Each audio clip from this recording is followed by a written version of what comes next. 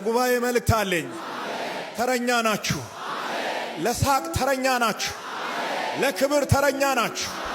ለመውጣት ተረኛ ናችሁ። በሮች ተከፍተዋል። ጠላት ተመቷል። ሐዘን ተገፏል። በመንገዳችሁ ላይ ብርሃን ሲበራ ያለሁኝ ኖ የተባላችሁ ሰዎች የካሳ ዘመን ነው። ለዚህ ሰው የሚናገረው ቃል ለሱ ብቻ አይደለም ለናንተም ነው። ትነሳለህ፣ እንደገና ትነሳለህ፣ እንደገና ትቆማለህ። የተበላሸ ቢዝነሳችሁ እንደገና ይነሳል። የተበላሸ ትዳራችሁ እንደገና ይነሳል።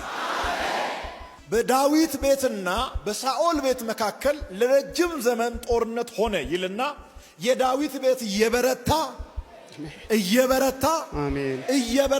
የሚሄድ ሆነ። አሜን። የሳኦል ቤት ግን እየደከመ ማለት ወደ ታች ነው። እግዚአብሔር እንደዚህ ያለ የነሱ ቤት እየደከመ ይሄዳል። አሜን አሜን። ያንተ ቤት፣ ያንተ ንግድ፣ ያንተ ጤና፣ የቤተሰቦች ሰላም እየበረታ እየሸፈነ እየበዛ ይሄዳል። አሜን። ለአባቴ ልጸልይልህ? አዎ ጸልይ። በእግዚአብሔር ያምናል አይደል? በጣም ያምናል። ያምናል።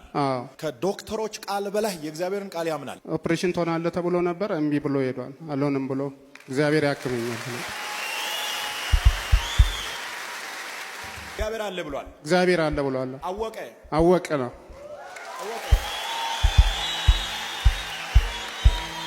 ያንተንና ያንተ የሆነውን ተስፋ የጋረደውን መጋረጃ ቀድጃ